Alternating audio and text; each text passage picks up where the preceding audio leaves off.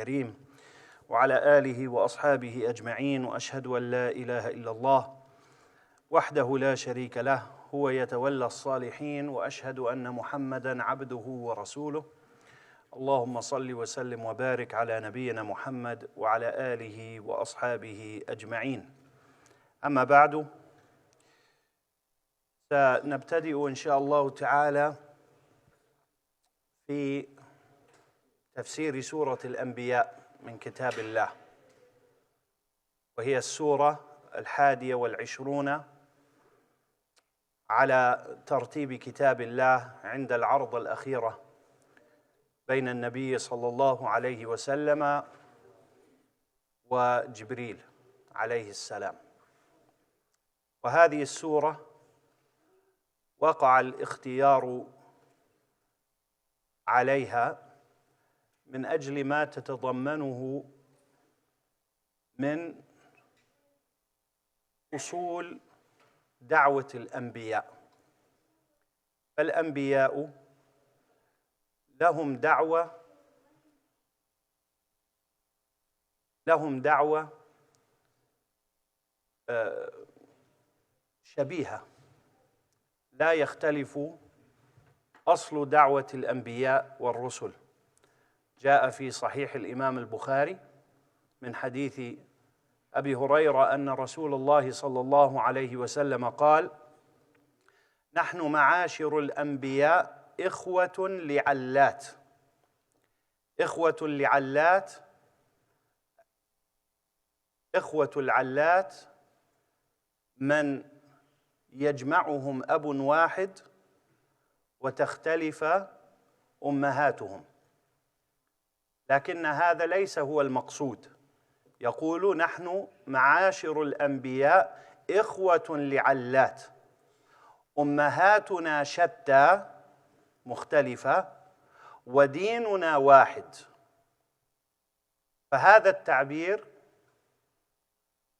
يعلمنا أن دعوة الرسل هي دعوة واحدة،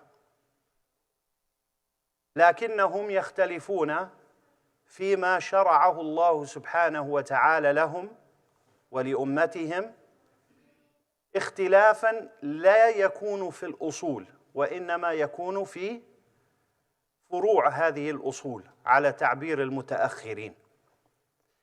فهذه السورة يذكر الله سبحانه وتعالى فيها أعظم الأنبياء والرسل، ويذكر الله سبحانه وتعالى التشابه بين رسالتهم والتشابه بين دعوتهم والتشابه بين من رد عليهم أو من حاول أن يرد عليهم دعوتهم. ويبين الله سبحانه وتعالى أحوال أعداء الأنبياء المتشابهة. فكما أن الأنبياء متشابهون في دعوتهم، فكذلك ناقدوهم ومحاربوهم متشابهون في كفرهم وفي ضلالهم وفي ما يقولونه للرسل، وأن ذلك لم يختلف. قد يختلف التعبير ولكن الفكرة واحدة. Today, inshallah ta'ala, we are going to start our daily classes, or we could actually call them more like discussions, if you will, on Surat Al-Anbiya, the 21st chapter of the Qur'an. And this will continue, inshallah, every day throughout the month of Ramadan after Salat Al-Asr. And it will be for a half an hour, inshallah. As usual with our classes, we don't like to make them very long. This isn't really a class in the sense that you need to have a pen and paper here. However, if you want to really learn, if you want to really retain what it is you hear here, it's most efficient for you to follow along with us in the Qur'an. As many people do not memorize, don't know Surat Al-Anbiya, aren't very familiar with it. Why was this chapter chosen? Even though many of us aren't familiar with this chapter so much. The reason I chose this chapter is because this chapter captures a theme which is often overlooked in the Quran, and that is the kinship that is found amongst the prophets and messengers, a spiritual kinship. What does that mean? All of the prophets and messengers have the same religion, all of them. All of them have the same religion. All of them are Muslim in the linguistic sense. In the linguistic sense, they are all Muslim. And they all have the same calling. And they all have the same vocation. And they all say the same things. And they all have the same core values and beliefs. And they all have the same struggles with their people and with their enemies. So just as the prophets and messengers all call to the same thing, likewise, their enemies always, throughout time, have tried to respond to them and tried to refute them and discount their prophethood with the same old arguments. Nothing new has come upon the thought of humanity with regards to rejection of the prophets and messengers. The way they say it may be a little different, it may be a little fancier. In our time, it's the same thing. Nothing has changed. The way that people try to reject prophethood, the way they try to reject specifically the Prophet Muhammad sallallahu alaihi wasallam, because people are of different types. There are some that reject all prophethood. There are some that reject even the existence of a creator. Some that say there is a creator, but there's no prophethood, and there's no organized religion, as they say. Some will reject some prophethood, but accept other parts of prophethood. So they'll accept some prophets and not others. Some will accept prophethood and accept the Prophet Muhammad sallallahu alaihi wasallam, but not accept everything that he came with. So they will reject portions of that, such as him being the last messenger and prophet. They will reject that. So they claim that there are still prophets amongst us and people that are still going to be prophets after him, etc. So the types of people are different, and their disbelief is the same. They come from different places, they come from different languages and different cultures, but their argument is more or less the same. It revolves around the same tricks that a shaitan has been playing on humanity since the inception. And so this chapter captures that and discusses that. One of the most important things that this chapter discusses is the commonalities amongst the prophets and messengers, which we are going to discuss, inshallah, at some length. The Prophet Muhammad sallallahu alayhi wa sallam said, نحن معاشر الأنبياء إخوة لعلات. We, the prophets, we are paternal brothers.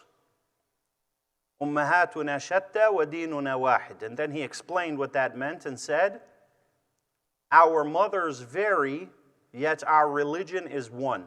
So when the Prophet sallallahu alaihi wasallam says here, our religion is one, we understand that this is an analogy of their spirit and their call.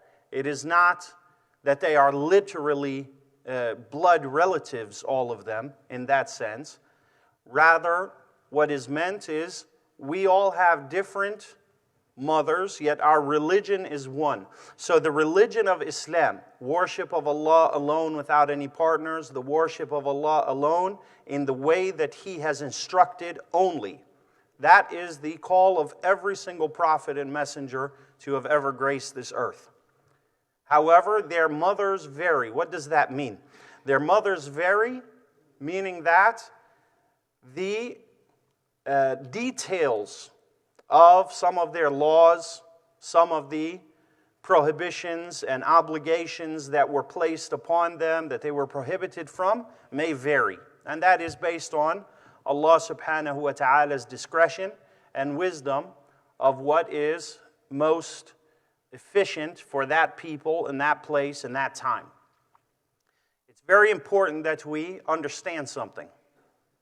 All of the prophets have the same religion, the core religion of Islam. Inna ad-deena 'inda Allah al-Islam. The second thing is that all of the prophets and messengers have the same core values. Not only just the same religion, but the same core values. What are the core values? The core values are the 5 pillars of Islam. All of the prophets and messengers came with those 5 pillars of Islam. The same core values that lying was never okay. Murder was never okay, right? Consuming filth, intoxicants, fornication, these things, this was never prohibited. This was never permissible in any of the religion of any of the prophets and messengers. Now, the repercussions of those things may differ. The laws may differ. How these things are enforced may differ. What the consequences are may differ. However, these core values never changed. They were always similar. They were always the same. Al-Anbiya جمع نبي والنبي في لغة العرب من النبوة والنبوة هي الارتفاع والعظمة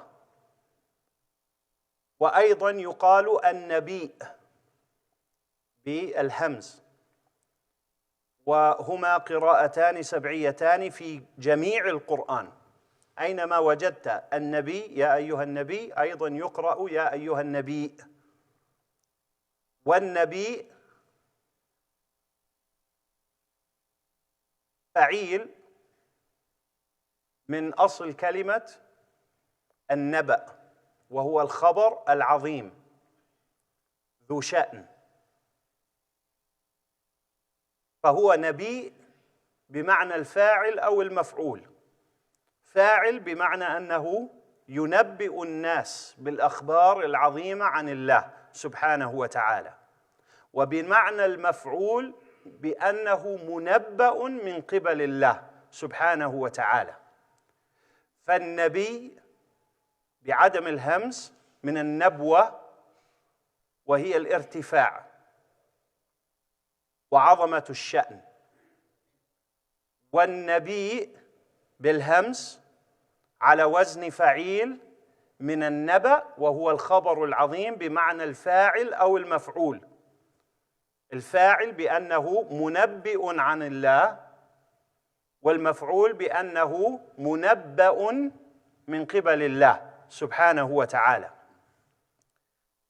الأنبياء in Arabic is plural for an-nabi or an-nabi. Those are the 2 derivatives from that root word. And this root word articulates 2 things. First of all, when we read in the Qur'an, such as in Qira'at Hafs, when we recite, Ya ayyuhan nabi, Ya ayyuhan nabi, O prophet. Yes, its core meaning is prophet, but its linguistic meaning is one who is profound in stature, somebody who is highly esteemed, someone who is worthy of much respect. And it is also recited, Ya ayyuhan nabi. And a nabi in the Arabic language is one who brings to us immense news, some kind of thing about the past or the future or the present that is immense in its nature. This is what an-naba is. As Allah subhanahu wa ta'ala says, عَمَّ يَتَسَاءَلُونَ عَنِ النَّبَإِ الْعَظِيمِ. النَّبَأِ الْعَظِيمِ أي الخبر ذي الشأن الخبر الذي عَمَّ في الناس. And so this chapter here, is 112 verses. We're going to discuss probably 3 or 4 verses each day, inshallah, until we finish the chapter with the end of Ramadan, bi'idhnillahi ta'ala. It's very important for us to sit in these kinds of gatherings. Yes, we may not have memorized the chapter. Yes, we may not memorize everything that I have to say, and I don't expect anyone listening to. However, the mere action of participation in these kinds of majalis, in these kinds of gatherings, is what paves the path for each of us to paradise. The Prophet ﷺ said, وَمَا اجْتَمَعَ قَوْمٌ فِي بَيْتٍ مِّن بُيُوتِ اللَّهِ يَتْلُونَ كِتَابَ اللَّهِ وَيَتَدَارَسُونَهُ بَيْنَهُمْ إِلَّا نَزَلَتْ عَلَيْهِمُ السَّكِينَةُ وَحَفَّتْهُمُ الْمَلَائِكَةُ وَغَشِيَتْهُمُ الرَّحْمَةُ وَذَكَرَهُمُ اللَّهُ فِي مَنْ عِنْدَهُ وقال صلى الله عليه وسلم ومن سلك طريقا يلتمس فيه علما سهل الله له به طريقا إلى الجنة فمجرد سلوك الطريق في طلب العلم وأي علم يربو على علم كتاب الله فإن هذا الفعل مجرد سلوك الطريق يكون سلوكا لطريق يوصلك إلى أبواب الجنة بإذن الله. أسأل الله سبحانه وتعالى ألا يحرمنا من ذلك. The Prophet sallallahu alaihi wasallam said that whoever takes a path in which he desires or intends to seek knowledge, meaning of the Quran and Sunnah, then Allah will make a path for this person to paradise. And he said, sallallahu alayhi wasallam, and no people will gather in a house of the houses of Allah, the Masjid, reciting the Quran and deliberating and discussing and meditating over its meanings, except that the tranquility will descend upon them, the angels will surround them, mercy will envelop them, and Allah will mention them and make mention of them with those who are closest to Him, subhanahu wa ta'ala. So the point here is not to just, you need to come. If you come, you need to memorize everything. You need to learn every single thing that's said. If you try to do that, you're probably going to set yourself up for failure. And so after 5 or 10 days, you start to slow down, the novelty of Ramadan starts to kind of go away, it starts to dissipate, people kind of start to revert back to their old ways. You know, Ramadan's not so special after the first week or so, and, you know, the numbers start to decrease and people start to, I'm not saying that that's what needs to happen, I'm saying that that often happens, and when it does, we need to not let that dictate our actions, right? And we also need to not let these kinds of things dictate whether we will continue to attend these kinds of classes or not.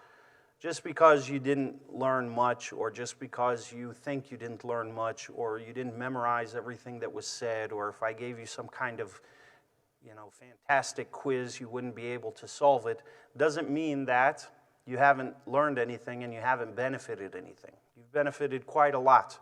And the mere exhibition of patience in this kind of sitting articulates a lot about one's character. So we ask Allah subhanahu wa ta'ala to bless us in these gatherings and to enlighten our hearts and to guide us as we read through and meditate and contemplate the verses of the book of Allah subhanahu wa ta'ala.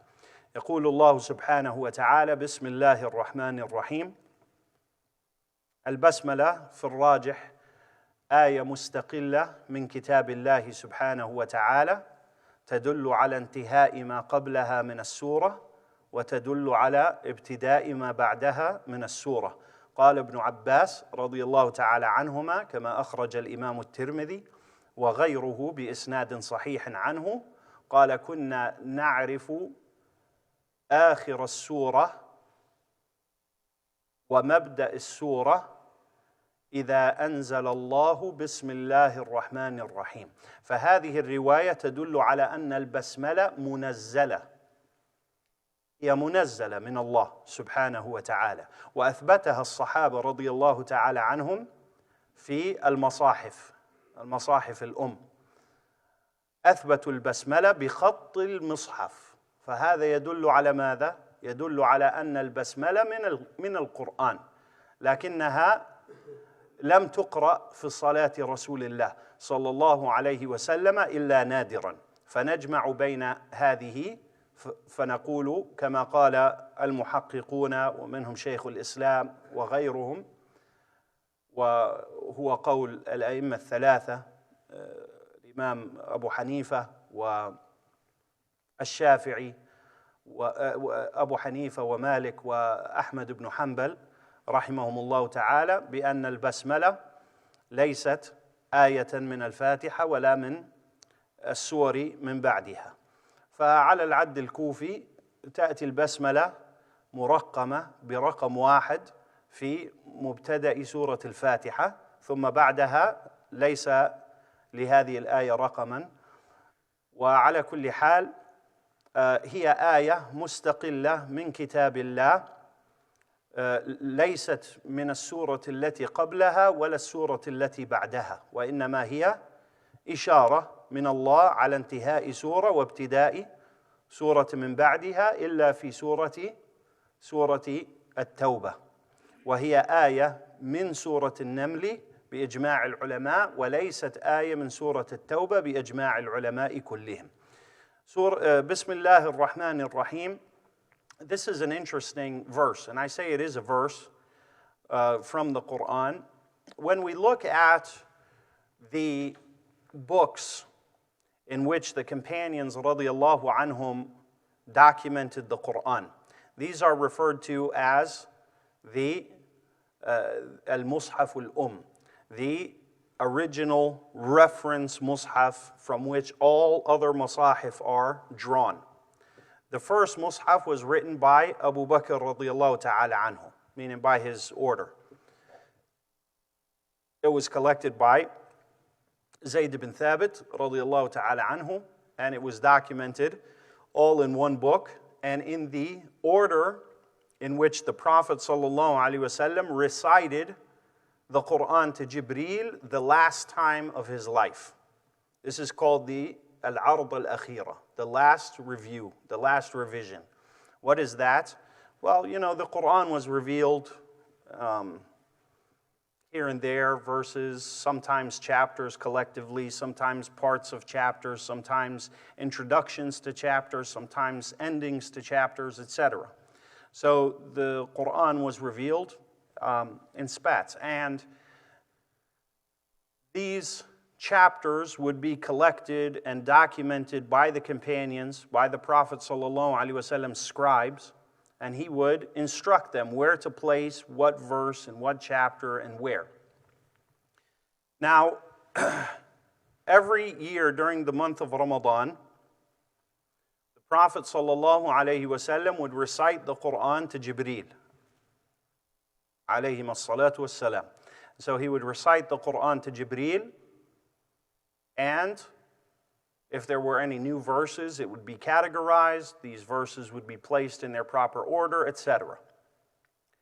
At the last year of his life, the 9th year after Hijrah, the Prophet ﷺ met Jibreel during the last Ramadan of the 9th year after Hijrah, and he revisited the Quran with Jibreel twice this last year, the last year of his life. This incident is referred to by the scholars as the last revision, the last review. And that is that the Prophet ﷺ recited the entirety of the Quran to Jibreel alayhi salam, and he recited it to him in the order that it is found in the Mus'haf today.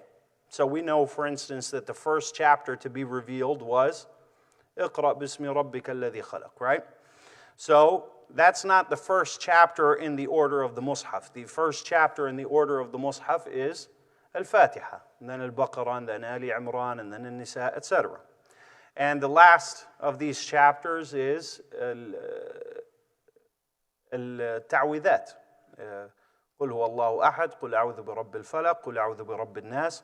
So the book that we have today in our hands, the Mus'haf, as it is printed today, starting with Surat Al-Fatiha, ending with Surat Al-Nas, in the order that it is, that is in accordance to Al-Ard Al-Akhira. That is in accordance to that last meeting in which the Prophet ﷺ reviewed the Qur'an with Jibreel and recited it to him in this order. In this order. And there's many reasons why we come to that conclusion, which we don't have time to get into. The point is that this first Mus'haf was collected by Zayd ibn Thabit after many of the companions were martyred in various wars in Hurub al-Ridda during the time of Abu Bakr as-Siddiq. It was an idea that Umar ibn al-Khattab had first conceived, and maybe even before him, Hudhayfa ibn al-Yaman, radiyallahu ta'ala anhu. The point is that the companions collectively decided to document the Mus'haf into one book, one Mus'haf. After this, we go through and this book, this Mus'haf, remained in the custody of Abu Bakr, radiyallahu ta'ala anhu. When Abu Bakr passed away, he passed on this Mus'haf to Umar, radiyallahu ta'ala anhu. And Umar kept this Mus'haf with him throughout his Khilafah. When he passed away, he passed this Mus'haf and its custody on to his daughter and the Prophet ﷺ's wife, Hafsa. And so this Mus'haf remained with Hafsa. Of course, it wasn't a small little neat Mus'haf like we have today, right? The writing was very big and it's a huge book. It's not something you're going to misplace, right? It's not something that can be easily confused with other books. The companions, radiyallahu anhum, deterred people and highly discouraged people from writing the Qur'an in small print. This was prohibited in the times of the companions, radiyallahu anhum. And Umar, radiyallahu anhu, was known to physically reprimand people during his Khilafah for writing the Mus'haf in a small print, out of their respect for the Mus'haf and out of their respect for the words of Allah. So the Mus'haf was mandatory, written in a very large print. After Umar radiyallahu ta'ala anhu passed away, was martyred, Uthman ibn Affan was the Khalifa of the Muslimin. And much discrepancy had occurred throughout the Muslim world with regards to the recitation of the Qur'an. You know, there's different recitations, different companions had gone to different places and resided there, and people would come and learn from them, and then when they would meet for Hajj, specifically for Hajj or Jihad or whatever, from these different places, different people were reciting the Qur'an in different ways, and it was causing conflict. And so, Uthman radiyallahu ta'ala anhu, again, commissioned Zayd ibn Thabit and 3 young men from Quraysh to write the masahif, to scribe this Mus'haf that was with Hafsa, to make about 5 or 6 or 7 copies. It's a difference of opinion amongst historians how many copies there were. And for one of these copies to be sent to every major capital of the Muslim empire. So one was sent to Iraq, one was sent to Bahrain, in one opinion, one was sent to Sham, one was sent to Yemen, one stayed in Medina, one was sent to Mecca. And it's a difference of opinion how many of these masahif there were. But the point is that Mus'haf is referred to as الخط العثماني. هذا يقال له الخط العثماني أو المصحف العثماني. This is referred to as the Uthmani, in reference to Uthman ibn Affan. It is referred to as Uthmani script or Uthmani book or copy. That book, every other mushaf that is printed till today has to be taken from that book. It has to be in accordance with that book. It can't differ with it. If it differs with it, it has to be thrown out. Now, that book isn't just written, I mean, it's memorized by millions and millions of Muslims and scholars all throughout the Muslim world, throughout the ages. But the point is that that is the essence of where we have the Mus'haf today. Now, when we examine those books, we find something interesting with regards to Bismillah ar-Rahman ar-Rahim. This is referred to as the Basmala. We find in that original Mus'haf of Uthman, there were no numbers. There were no numbers for the pages. There were no dots, you know, like the Kha has one dot and Jim has one dot underneath. There were no dots. There were no vowels written like the Fatha and Kasra and Dhamma and all that stuff. There were none of these things. So the book was very bare. It was just the shape of the letters. And that was enough to know at that time. Those things hadn't been invented yet. These were actually introduced later. The dotting system was introduced in the time of Al-Hajjaj ibn Yusuf al-Thaqafi. Also, things like the number of portions of the Qur'an, the ajza, also the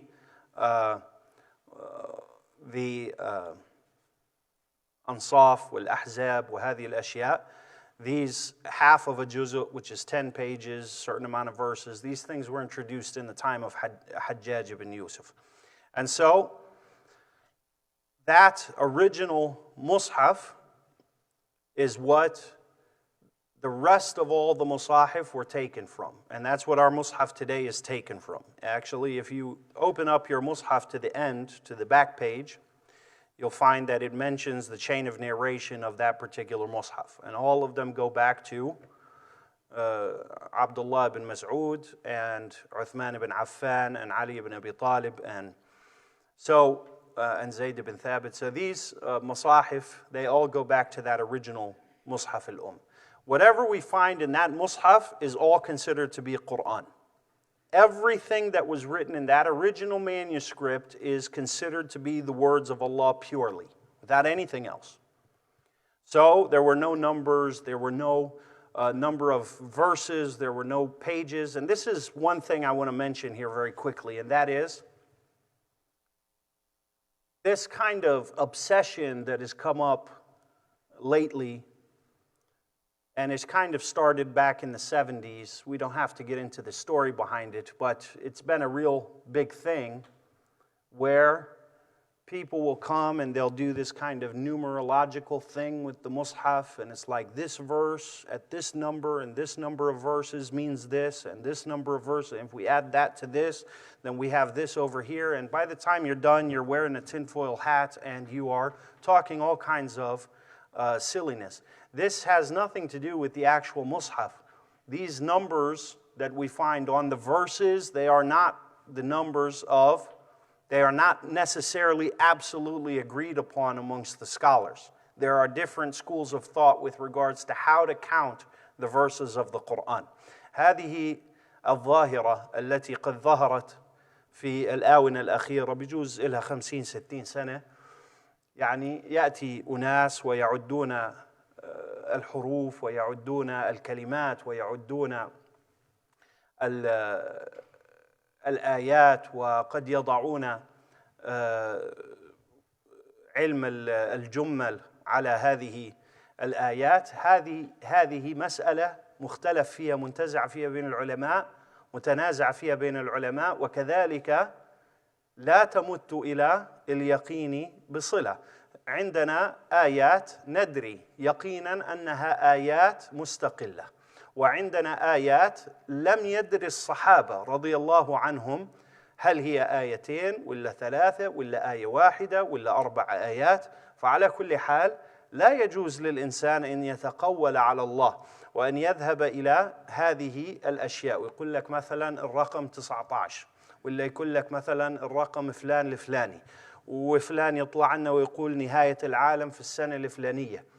كيف عرفت؟ من علم الجمل، من علم عد الحروف، من علم عد الآيات. أو مثلا يعني نهاية العالم في هذا الوقت، أو نهاية إسرائيل في هذا الوقت، أو انتصار أو ظهور الخليفة في هذا الوقت. هذه كلها ظنية لا يجوز للإنسان أن يأتي بها بين الناس وأن ينسبها إلى القرآن. يعني أنا مثلا الآن إذا جئتكم وقلت أنا عديت الحروف وعديت الآيات وعرف لكم شغلة كبيرة، بده يصير الشغلة الفلانية في الوقت الفلاني في المحل الفلاني، صدق الله العظيم. طيب، وبعدين أجى الوقت وراح الوقت وما صار، شو بعدين بيصير؟ يقول لك شو مال القرآن، يعني شو صار فيه؟ يقول لا، هذا ليس له في القرآن أصلا. وهؤلاء يظهرون بين الناس ويثيرون هالضجة الكبيرة ويأملوا الناس أمالي ما إلها داعي، ثم إذا ما صارتش قال والله أنا مجتهد والمجتهد لا، هذا ليس اجتهادا. الاجتهاد يكون على قوائم وعلى أدلة، هذا مش اجتهاد، هذا تقول على الله سبحانه وتعالى.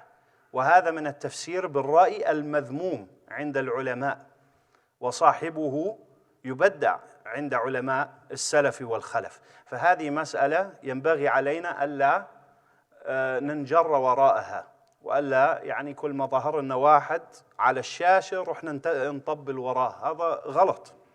وما نخلي الناس نزعل أيوة نزعل لما الناس ينسبوا للقرآن شيء مش من القرآن، ينسب معاني مش موجودة عند الرسول صلى الله عليه وسلم، مش موجودة عند الصحابة، يجي ينسبها للقرآن. معاني القرآن بينها الرسول صلى الله عليه وسلم، بينها أصحابه، بينها العلماء، ولم يخلو زمن في تاريخ هذه الأمة إلا وعلم المسلمون معنى القرآن. فمن جاء يؤلف تفسيرا لا يؤلف تفسيرا إلا إذا كان له أسلوب يناسب العصر والمكان للتعبير عن هذه المعاني المعروفة، لكن يأتي بمعاني جديدة لا، نحن نمنع ذلك. هذا من التقول على الله سبحانه وتعالى. نعم، ممكن واحد يكتشف سر، يكتشف شيء، لكن شيء محتمل ويتنزل على قواعد العلماء ماشي، لكن يأتي بشيء من أصول الإسلام، يأتي بشيء من أصول البيان القرآني ويقول هذه مسألة جديدة وما في اللي سلف في هذا، لا، هذا يمتنع، ويمتنع عن تأليف مثل هذا الكتاب كما ذكر العلماء. وكل من ألف في تاريخ المسلمين مثل هذا الكتاب إنما يكون مردودا كتابه ويكون منبوذا بين العلماء، لأنه يتقول على الله، وهذا من الممتنع في شريعة الإسلام. يقول جاء في بعض الروايات من قال في القرآن برأيه فليتبوأ مقعده من النار، وفي رواية من قال في القرآن برأيه فأصاب فقد أخطأ، يعني أخطأ في الوسيلة وإن كان أصاب في المعلومة. So as a final thought here, and we will continue this tomorrow, this is kind of an introduction. As a final thought, it's important for us to recognize that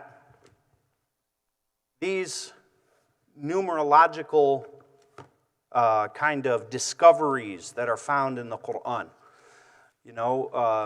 this many verses in this chapter, and this chapter's title is this, and that means it means this, and we derive meanings through this methodology. This is something which is not permissible amongst the scholars of Islam. The serious scholarship of Islam does not allow these types of things. The numbers of the verses in the Quran is a difference of opinion. Some of the verses, the companions themselves even differed. Is this 2 verses or 1? They don't differ on what the verse says. They don't differ on the number of letters or the number of words. They differ on if this is an independent verse or if it's an individual verse. So these kinds of things that are kind of brought out, and before with Rashid Khalifa and you know, the number 19 and all these things, this is something which is rejected by the scholarship of Islam. This is not something that is permissible. The meanings of the Quran are preserved just as the Quran is. It's preserved by the lineage of scholarship that we have with us. And so it's important that we not kind of follow all of these new things that come out, and people come up and they say that, you know, the miracle of the Quran's numerology and all of these things, this is not something which is considered a science or any kind of serious discipline in the science of tafsir and the science of understanding the Quran. It's important for us not to get sucked into these kinds of things. And what's worse yet is some of these folks will come up with fantastical events that are going to occur, you know. Some say, you know, 9/11 was in the Quran, and some say, you know, the end of this place is going to happen at this time, or this year is going to be the end of the world, or any of these things. And all of these things have been said. This is not to be ascribed to the Quran. This is not stated in the Quran, and much of this revolves around conjecture and presupposition, and revolves around a lot of shady characters. Some of them have claimed to be prophets, some of them have claimed to be messengers, and so on and so forth. سأل الله سبحانه وتعالى العافية والله أعلم وصلى الله وسلم على نبينا محمد.